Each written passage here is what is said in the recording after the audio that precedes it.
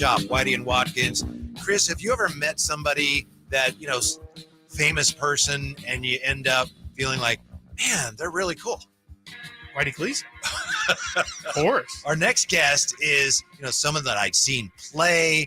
I'd seen him on TV, and I got to meet him a couple years ago and did some work with him. And he's just like the nicest guy in the world. And he's a great analyst. He's an outstanding player, longtime Warrior analyst, 12-year NBA veteran, Jim Barnett with us. How are you today, Jim? Whitey, thank you. I'm very fine. Thank you. Good. We appreciate your time. We've got a little bit of a quicker turnaround than we expected here. Saturday, game 1, Monday, game 2. Given that the Warriors are an older team, is that a little alarming for them at all? No, I don't think so at all. All right. What about the Kings team, do you think, Jim, gives you the Warriors the most concern heading into this series? Hang on just a second. I don't AirPods, so I think I sound better on radio if I had these things in. No problem. That makes sense? Yeah, it does, Jim. Not a I problem. I keep getting echoes. Oh, okay. You need how's it? Does that sound okay? It sounds fine on our end. Can you hear us okay? Oh, yeah, I hear you fine. Okay, wonderful. From the Warriors standpoint, what about this Kings team do you think concerns them the most?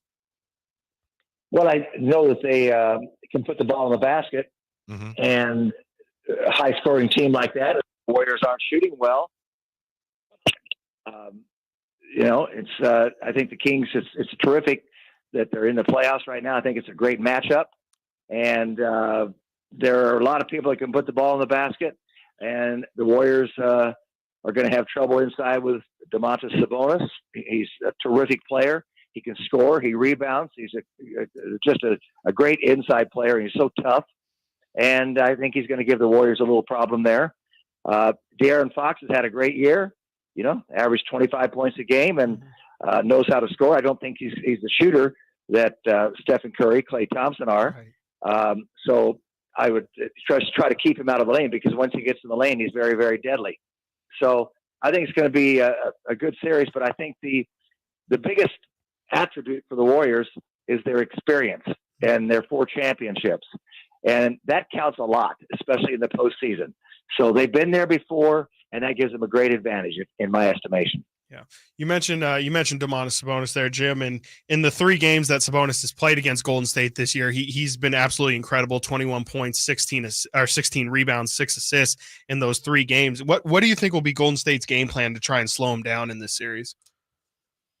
I don't know what their game plan is going to be. They're probably going to play, Draymond Green in the middle and hope that he can stay with somebody. The Warriors don't double team a whole lot, ironically, and we'll just see how they do with that situation.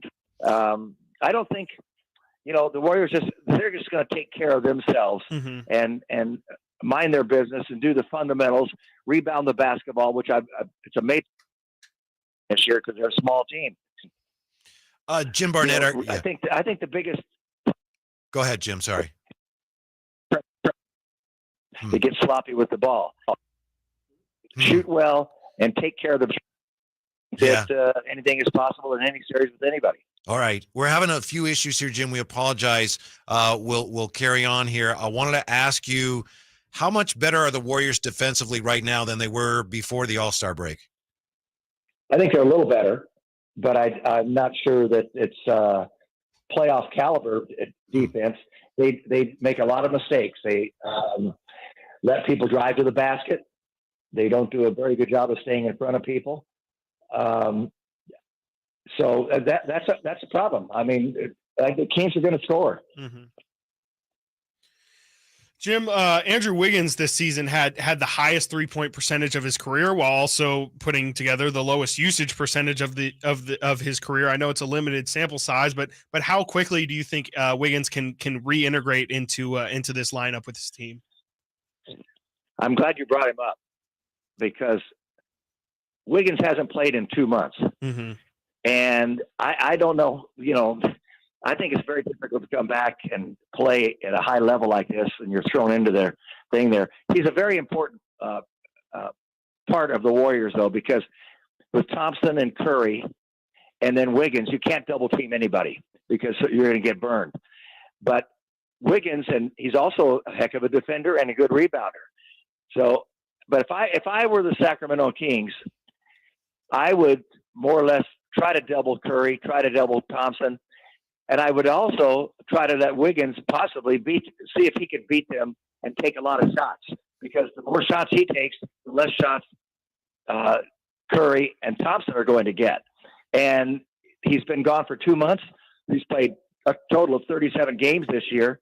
I would kind of test that and see what would happen if all of a sudden you said, okay, see if you can carry the team right now after you've been gone for 2 months. Mm-hmm. Jim Barnett, our guest here on the Sactown Sports Playoff Push.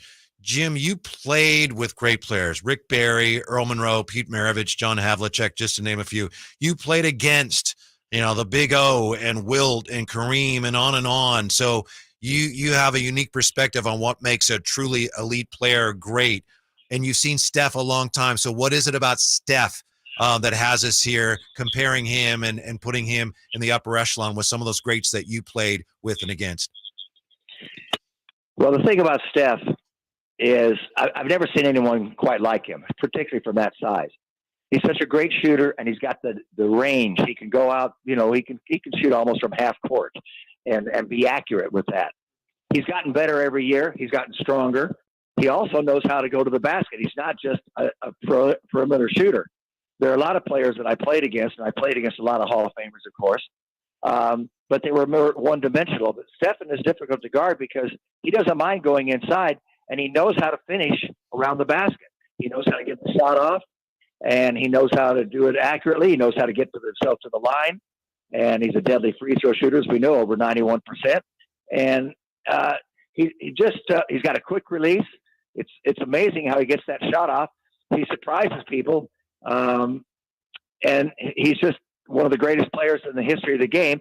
But he's also very unique. I've just never seen a player quite like him, and the way that he can dart around and just get. All he needs is just a split second to get that shot off, and it starts from his waist down there, and he brings that ball up, and it's gone before you know it, and it looks like a wild shot, but doggone, the thing goes in. Yeah, it does. So he's a heck of a competitor, and he's become a better defender. I'm not saying he's an elite defender, but he can stay with people a little bit better.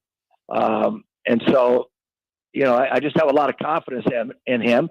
And as I say, they've been there, so this is going to be. They're not going to feel the pressure. I don't think they're going to feel the pressure like I believe Sacramento will feel a little bit, the pressure on them being in a playoff situation. Yeah, definitely. Now, obviously, Mike Brown wouldn't be able to solve all of the Warriors' problems that they went through this season, but do you think that there's any area in particular that sticks out to you as an area that you feel like the Warriors really missed Mike Brown just kind of being in their building? Well, Mike Brown's a great defensive coach, and he understands. He's been around. He's been to the finals. He's and on his own and everything too. With Cleveland, he's an intelligent coach, and he knows all of the players. So he's going to have the Kings prepared, and they'll be ready. And he knows the strengths and the weaknesses of the Warriors. There's no question about it. He knows them inside out.